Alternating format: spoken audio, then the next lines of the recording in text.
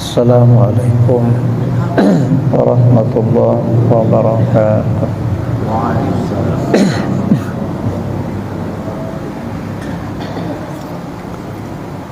Alhamdulillah Rabbil Alamin. Salatu wassalamu ala asyrafil anbiya wal mursalin wa ala alihi wa sahbihi ajma'in. Qalu subhanaka la ilma lana illa ma 'allamtana innaka antal alimul hakim. Rabbi shrah li sadri wa yassir li amri wahlul 'uqdatam min lisani yafqahu qawli. Amma ba'd.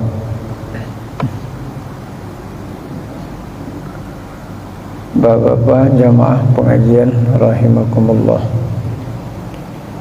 kembali kita lanjutkan kajian ilmu fikih. Bismillahirrahmanirrahim. Dan harus bagi orang yang merdeka berkahwin 4 orang perempuan dan sahaya, dan yang muba'at 2 perempuan juga. Maka jika lebih daripada 4 pada yang merdeka dan lebih daripada 2 pada hamba sahaya, dan muba'at jika pada satu akad batal pada sekaliannya atau pada 2 akad, maka hukumnya seperti telah terdahulu sebutnya pada bicarakan berhimpun antara 2 saudara perempuan. Sekali akad 3 perempuan tadi, yang 2 kali akad 2 orang, maka yang 2 belakangan tak sah, yang 3 sah, yang 2 belakangan tidak sah. Karena yang 2 belakangan itu dihitung sekaligus juga, sekali 2 ini. Tapi kalau yang diterimanya 3, aku terima nikah si Pulanah, maharnya sekian ribu rupiah tunai, aku terima nikah si Pulanah, maharnya aku terima. Nah, stop. Kali kedua, aku terima nikah Maimunah, aku terima nikah Khadijah. Ini enggak sah dua-duanya, karena nanti dia masuk ke dalam yang 3 menjadi 5. Tapi kalau 3 dulu diterima ya, belakangan 1, kemudian beberapa waktu kemudian 1 lagi. Nah, yang terakhir itu yang tidak sah, yang 1 itu sah, karena masih 4 dia ya. Aku terima nikah Maimunah, maharnya 100 ribu rupiah tunai, aku terima nikah Rafi'ah, maharnya sekian tunai, aku terima nikah Khadijah. Dah selesai. Terakhir, aku terima nikah Aisyah. Sudah. Tak berapa waktu kemudian nikahnya lagi, baru tak sah, karena 5 nanti jumlahnya ya. Kalau sama yang terakhir nanti 5, maka yang kelima itu tidak sah ya. Analoginya, kiasnya seperti seorang laki-laki menikahi seorang perempuan, kemudian istri yang kali kedua dinikahinya makcik perempuan tadi, makcik adik ayahnya dinikahinya. Pertama yang dinikahinya keponakannya, yang kedua dinikahinya makciknya pula, adik ayah istrinya kandung. Mana boleh mengumpulkan itu, mengumpulkan 2 perempuan bersaudara. Antajma'u bainal ukhtain, dan haram mengumpulkan dua perempuan bersaudara. Bersaudara kandung, apakah satu ayah satu ibu, atau satu ayah saja, atau satu ibu? Tak boleh, haram hukumnya. Istri pertama adiknya, istri kedua kakak kandungnya, haram, tidak sah itu, kecuali diceraikannya dulu. Adik kandungnya diceraikannya, baru dia nikah kepada kakak kandungnya. Itu baru boleh, cuma dengan syarat habiskan dulu iddahnya. Di antara perempuan yang haram dinikahkan itulah dia. Hurrimat alaikum ummahatukum, diharamkan atasmu menikahi ibu kandungmu. Ummahatukum, wa banatukum, anak kandungmu. Wa akhawatukum, saudara-saudara kandungmu. Wa banatul akhi, anak saudara laki-lakimu seayah seibu. Wa banatul ukhti, anak perempuan daripada saudara perempuanmu seayah seibu. Wa ammatukum, makcik dari sebelah ayah. Wa khalatukum, makcik dari sebelah emak. Wa hurrimat alaikum ummahatukumul lati radha', dan haram bagimu menikah ibu sepersusuanmu, saudara. Wa akhawatur radha', saudara susuanmu. Antajma'u bainal ukhtain, dan haram pula mengumpulkan dua bersaudara, kecuali diceraikan satu, habis iddahnya. Kalau tidak, tak boleh, ya. Haram hukumnya, tak boleh. Berhimpun antara dua saudara perempuan dan seumpamanya, tak boleh. Dan halal umpama saudara perempuan bagi istri atau kholahnya, dan istri yang lebih dari 4 jika pada iddah bain, tiada pada iddah raj'iyah. Kalau iddah raj'iyah itu pada hukum istri jua. Halal kita menikahi saudara perempuan dari istri kita, tetapi saudaranya bukan saudara adik-beradik kandung, saudara sepupunya. Boleh. Kita nikahi istri kita pertama, namanya Maimunah. Maimunah anak Su'aib. Kemudian istri kedua kita anak si Umar. Boleh. Itu namanya menikahi dua saudara sepupu, sewali. Menikahi perempuan mereka saudara sewali, boleh. Sedangkan menikah saudara sewali, ayah sama ayah, boleh. Ayah sama ayah, adik-beradik kandung. Misalnya Musa dengan Harun, kan adik-beradik kandung itu kan. Anak Musa sama anak Harun kawin, boleh. Ayahnya adik-beradik kandung, kan kawin sewali itu, boleh. Cuma dia termasuk kepada kerabat dekat. Kerabat dekat itu kurang bagus. Kenapa kurang bagus? Nafsu syahwatnya kurang, karena ada ikatan nasab keturunan. Yang bagus itu istri dan suami itu ajnabiyah, dia orang lain. supaya syahwat kita itu kuat kepadanya, menghasilkan keturunan yang banyak. Karena Rasulullah bangga dengan banyaknya umat Rasulullah sallallahu alaihi wasallam. Boleh ya. Anak makciknya boleh, tak masalah ya.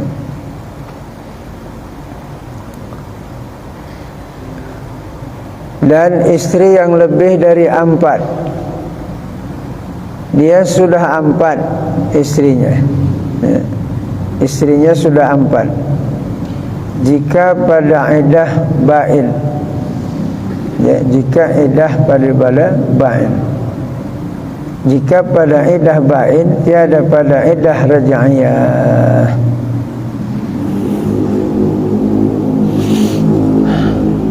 Misalnya si Badu tadi punya istri 4 orang,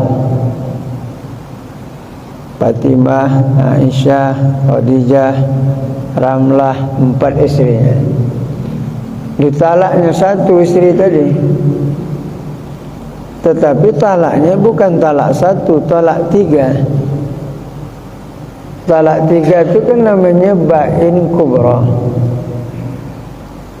Kalau ditalak 3 itu ba'in kubra, tak boleh merujuk, tidak boleh akad kembali. Merujuk tak boleh dan akad nikah kembali tak boleh. Namanya ba'in kubra. Kalau ba'in sura, merujuk tak boleh, kalau nikah lagi boleh. Apa contoh ba'in sura itu? Seperti cerai di pelaminan sebelum jima. Merujuk tak boleh, tapi akad boleh. Atau seorang perempuan yang ditalak 1 oleh suaminya sehingga habis iddah, tak merujuk suami dalam keadaan iddah, itu tak boleh rujuk, tetapi boleh akad kembali. Itu namanya talak ba'in sura. Kalau ba'in kubra, talaknya talak 3. Sama ada diceraikannya istrinya itu sekaligus 3. Kata sang suaminya, aku talak kau 3, gugur 3. Aku talak kau 2, aku talak kau 1 lagi, 3, gugur. Atau 2 duluan, aku talak kau sebanyak 2, aku talak kau 1 lagi, 3. Atau diurutnya, ku ceraikan kau talak 1, 2, 3. Atau pakai bahasa Jawa dia, ku talak kau 1, 2, 3. Atau pakai bahasa Inggris dia, ku talak kau 1, 2, 3. Atau 1, 2, 3. Semua gugur 3. Mau sekali 3 diucapkan gugur 3, mau diurut 1, 1, 1 gugur 3, mau dilempar 2 dulu baru 1 gugur 3, mau dilempar 1 dulu baru 2 gugur 3. Semua 3, tak ada tidak. Paham ya? Jadi kalau ada laki-laki mentalak istrinya sekaligus 3, gugurnya 3. Ayah mereka dia berayu menikah. Jadi masalah ini nggak kayak gitu ini, cuma berganda saya. Dicari-cari wajib-wajibnya tak ada. Jadi wajib dia bakal suaminya tak ada. Suruh bapak kan.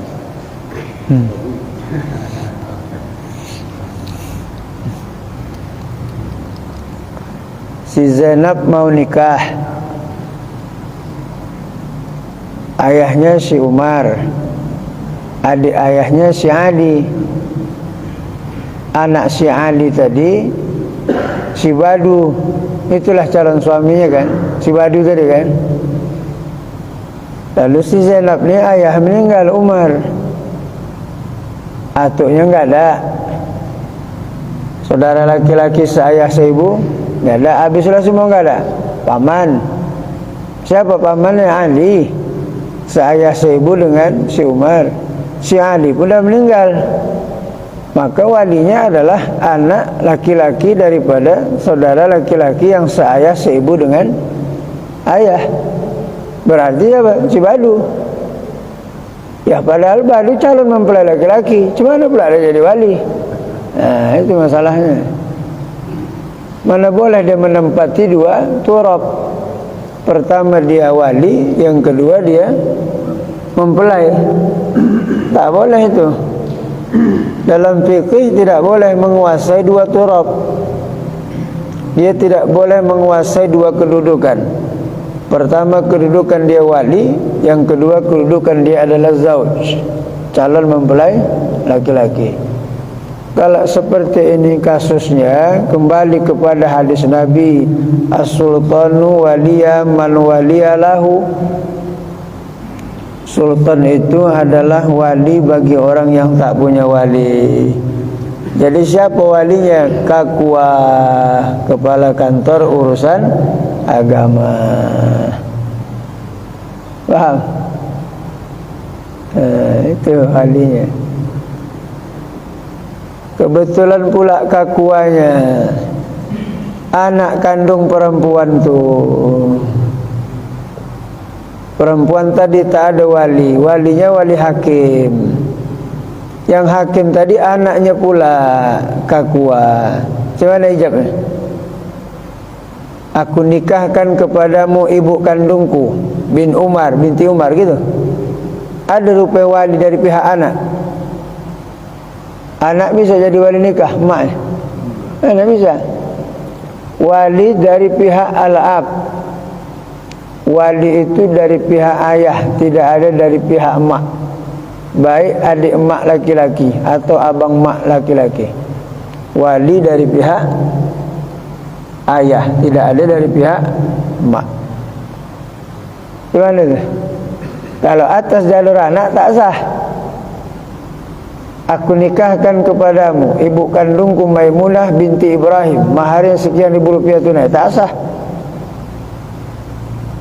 Aku nikahkan kepadamu Maimunah binti Ibrahim, yang walikan berwalikan hakim, maharnya sekian ribu rupiah tunai. Jadi posisinya anak, bukan posisinya hakim, bukan anak. Ya. Kalau dia tidak sebutkan walikan hakim, boleh juga, sah juga. Cuman lebih terang dia, lebih jelas. Karena pada hakikatnya tidak pun awak sebut saudara kandung. Misalnya si Umar punya saudara kandung perempuan Aini, dialah walinya. Tidak wajib disebutkan saudara kandungku. Pada hakikatnya saudaranya itu, cuma untuk merami-ramikan ijab kabul, supaya uang saksi itu agak naik sikit, ya kan. Padahal kalau payah-payah kali mengijab itu mudahnya. Aku nikahkan kepadamu anak kandungku Rubiah, maharnya 100.000 rupiah tunai. Aku terima nikahnya. Selesai, sah. Tapi kalau sekedar aku terima nikah, tidak sah. Nikah siapa yang diterima? Kalau nikahnya, nyanya itu kembali kepada si pengijab, ayahnya, sah. Jadi kok payah-payah kali pakai yang mudah. Aku terima nikahnya, habis. Cuma enggak semua P3N kita berilmu. Banyak yang pauk, cuma makan gaji aja, tapi ilmu ya agak bodoh sikit lah. Bukan bodoh banyak, bodoh sikit lah. Kalau di bab hukum bodoh, kalau di bab duit Tahu dia, bijak dia. Kadang tak sampai hati, ditelepon, apa hukumnya Ustaz? Ini mau menikahkan Ustaz, kata. Pas mau nikah situ dia nanya hukum sama awak. Coba duit dah dapat dia 12, 1.200.000. Awak yang baca di rumah, bukan tak ikhlas, jelaskan aja. Tahu. Mau dikuasailah, ya kan? Dikuasailah. Apalagi dah ditulis pula Tuan Kodi. Bukan Tuan Kodi, Tuan Kadi. Kalau Qadhi itu alim orangnya. Tuan Kadi. Bukan Qadhi ya. Mimpi ya itu, ngigau itu, perasaan. Tuan Qadhi tak pandai bahasa Arab. Kalau sudah Qadhi bisa memberi fatwa hukum. Bahasa Arabnya jago itu. Ini jumlah fi'liyah ismiyah pun tak tahu, tapi kok jumlah duit tahu, 1.200.000. Hati-hati urusan nikah ni. Itu menghalalkan parat perempuan. Kalau salah-salah nanti keturunan jinah semua. Harus teliti itu nikah itu. Maka dipesankan tu oleh Asy-Syaikh Jalaluddin Asy-Syuyuti itu, rahimahullahu ta'ala. Berhati-hatilah dalam masalah pernikahan. Kalau salah wali, salah saksi, zina. Orang enak-enak, awak nahan dosanya. Duit saksi tadi limpul Pak. Hebat kan dah limpul tu. Tak ada mau dapat pun. Kok bisa saksi itu 3,5 lah ya kan. 300 limpul. Jadi semangat awak jadi saksi itulah. Ini malah saksi Pak. Tungkik telinga sebelah. Dah. Siapa jadi saksi jadinya? Yang bodoh-bodoh kalau jadi saksi. Cuma apa cik? Sah. Apa yang kau sahkan, tolol? Coba tanya deh, yang disahkan itu apa? Apa yang disaksikannya? Apa yang disahkannya? Makanya saksi itu perlu melihat, perlu mendengar, jangan fasik. Alim, apa gunanya? Supaya melihat, oh iya, ini ayahnya nih, ini mempelai laki-lakinya. Ku dengar dia, ini mengijabnya, ini mengkabulnya, ini dia maharnya. Itu ya saksi. Saksi itu harus tahu yang mana tak sah kalimatnya, yang mana yang sah. Jangan main sah-sah aja. Sah, wah, macam main bola aja, gol. Kalau jadi itu telah saya tanya. Hah? Kalau lagi itu kena gitu, tak mewafakan tarik dan kabul. Harus ulang lagi. Ulang lah, mesti ulang. Kena selesai. Hijab atau saya orang gagap sama suami. Kadang berulang kali dia sah. Gagap tak apa-apa. Gagap 2 napas tak apa-apa. Itu tak siapa pula nyuruh 1 napas tu. Sesat tu ajaran itu. Gagap tak apa-apa. Yang takut awak salah sebut nama. Aku nikahkan kepadamu anak kandungku Rogayah. Kalau ayah kandung tak payah pakai binti, langsung. Atuk tak payah pakai bin, langsung. Kalau saudara pakai binti ya. Aku nikahkan kepadamu anak kandungku Rogayah, maharnya 1.000 rupiah tunai. Aku terima nikah Maimunah, maharnya 100.000 rupiah tunai. Itu baru tak sah. Apa sebab? Salah. Yang disuruh Rogayah, kenapa pula Maimunah? Tapi kalau kata ayahnya, Umar, aku nikahkan kepadamu anak kandungku yang paling tua, maharnya 1 juta rupiah tunai. Aku terima nikah anak bapak yang paling tua, maharnya 100.000 rupiah tunai. Walaupun tak pakai nama, sah. Pasti paling tua itu. Paling tua tak bisa diroker lagi dia. Apa meroker? Itu sifat yang melekat pada manusia itu. Tua, kecil. Nomor 1 nomor tengah. Tapi kalau salah satu anakku di rumah tak sah. Umar, ya Pak, aku nikahkan kepadamu anak kandungku yang ada di dalam rumah. Di dalam rumah 7 anaknya. Tak memadai. Makanya harus muayyan, ditentukan dia. Jadi saksi harus mahir dia ini, bukan cuma sah-sah-sah aja. Ini ngambil limpul di akhirat awak diazab Allah. Dia enak-enak malam pertama, awak nahankannya betul-betul ngaji. Nah, macam ini bolehlah jadi saksi. Semangat kali. Iyalah Ustaz, inilah mau calonkan diri jadi saksi nih. Buka pula. Siap jadi saksi nikah 24 jam. Harga nego. Ini Kepling suruh saksi, lurah suruh saksi, camat suruh saksi. Kalau camat, Kepling sama lurah mengaji, oke. Kalau mengaji tak pernah, rukun wuduk tak tahu, apa pula disuruh dia? Mentang-mentang pakai jengkol, pajak banyak jengkol. Yang penting keilmuannya. Ini suka kali hobi. Wah ini pejabat jadi saksi. Cebok pun tak tahu dia. Air mustakmal pun tak tahu dia. Syarat sah solat Jumat pun tak tahu dia. Nah, makanya sekarang nih kalau bisa lah, memang tidak wajib ikhdar. Tidak wajib ikhdar, tidak wajib menempah saksi. Hadara cukup.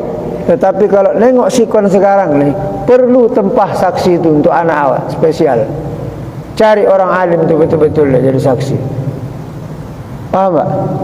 Ini main membat aja, macam buaya putih aja.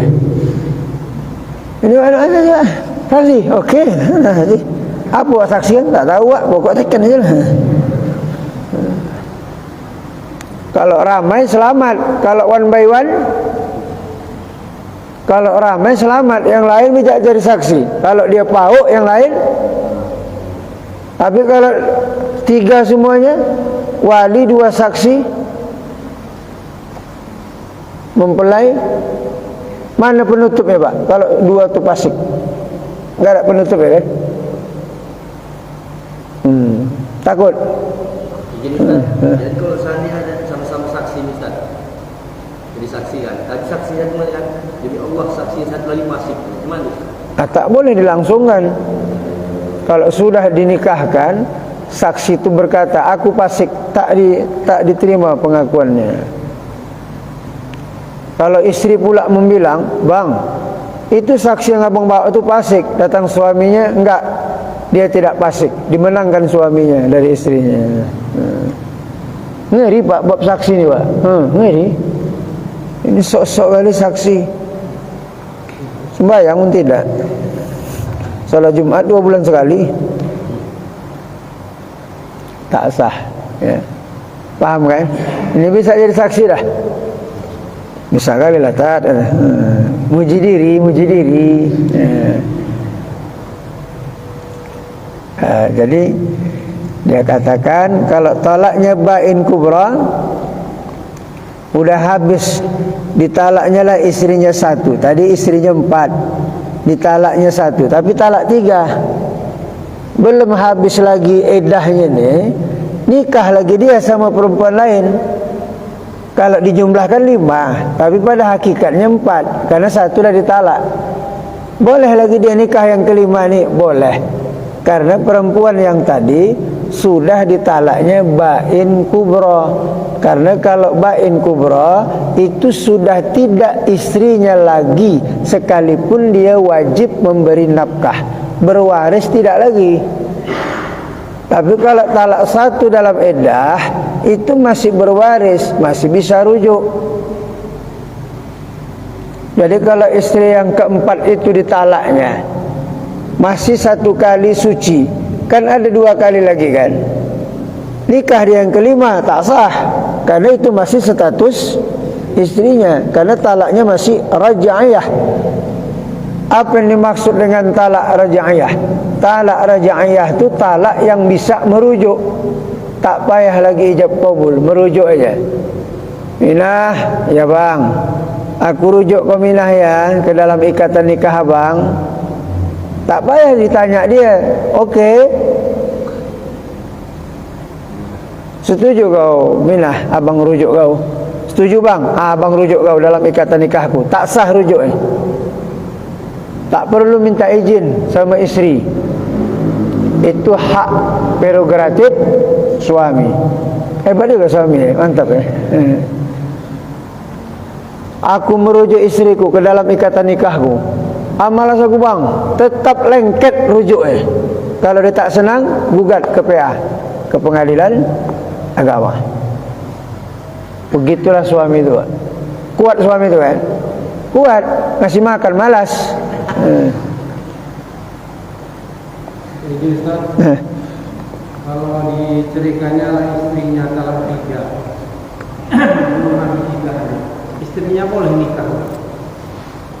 Belum. Idahnya belum habis. Oh, si laki-laki mentalak. Si perempuan istrinya tadi diceritakannya talak 3. Si laki-laki menceraikan istrinya. Nah, talak 3. Istrinya tadi belum habis iddah. belum habis iddah. Masih bawa haid apa enggak? Kalau masih bawa haid 3 kali suci. Kalau sudah haidnya putus 3 bulan saja. Kalau suaminya pula meninggal 4 bulan 10 hari. Kalau cerai hamil lahir anak. Yang mana nih? 3 kali suci. Kalau belum sampai 3 kali suci, belum boleh perempuan tu kawin sama yang lain. 3 kali suci baru boleh kawin. Betul-betul lah ngitungnya 3 kali suci. Jangan tak cepat aja, main embat-embat aja. Ini suaminya merantau nih, jauh kan jauh. Diceritakan istrinya lah talak 3, habis laut. Jadi istrinya tadi mau, adalah yang mau sama. Ya. Idahnya belum habis. Mana boleh istrinya kawin lagi? Tunggu kalau habis. Habis iddah. Jalan keluar itu cuma jalan keluar. Tinggal gitu sebentar. Aja kan gitu. Iya. Yang ditinggal-tinggal suaminya itu tak ada jalan keluar lagi. Khulu', tolak tebus. Itulah ke pengadilan. Itu makanya sirah ta'liq yang bapak baca waktu siap ijab kabul itu khulu' itu. Apa khulu'? Itu tolak tebus, tak boleh rujuk itu. Maka bapak disuruh baca, bapak tak sadar. Kena sirah ta'liq. Bersedia bapak baca sirah ta'liq. Okey, baca. Sirah ta'liq. Apabila saya 3 bulan meninggalkan istri saya atau menyakiti jasmaniah atau membiarkan dia 2 tahun lamanya, maka istri saya tidak rela, tidak ridho mengadukan halnya ke pengadilan, maka diterima oleh pengadilan dengan membayar uang iwat 10.000, maka gugurlah taik saya 1. Itulah sirah ta'liq itu. Asalkan dia ngadu ke sana, diterima hakim, gugur talak gitu. Itu namanya tolak tebus. Tak boleh rujuk, mesti nikah kembali.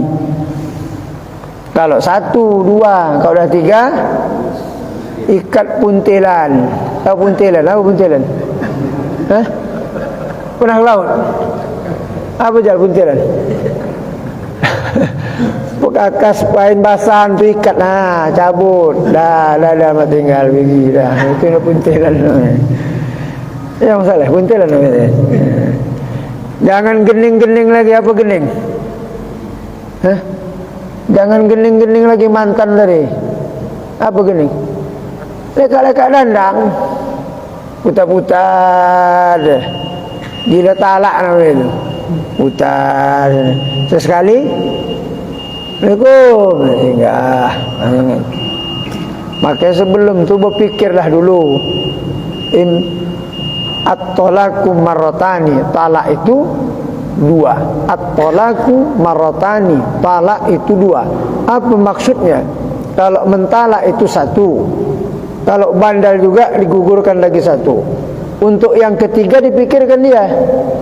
Kalau tahan kita dengan akhlaknya, imsaku nabi ma'ruf.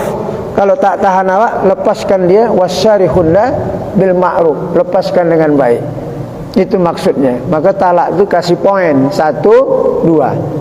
Kalau dah tak bisa lagi baru 3. Itu pikirkan matang-matang. Kalau belum 3, macam mak lampir bini awak, tapi kau dah 3, macam Dewi Persik. Dah situ dulu aja gitu ya.